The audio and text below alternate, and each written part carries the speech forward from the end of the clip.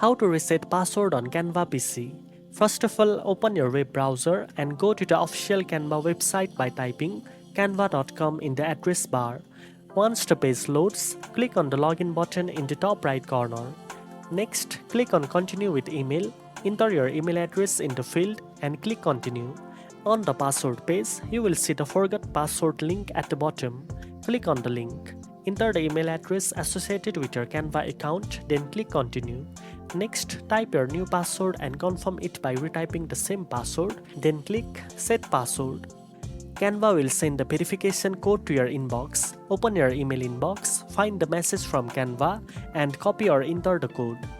After entering the code, you will see the message, you successfully reset your password. Then click continue and you will be logged into your account. Whenever you open Canva, you can now sign in using your email and new password. Now you know how to reset your Canva password. If you found this video helpful, don't forget to like, share and subscribe for more editing tips. Thanks for watching and I'll see you in the next one.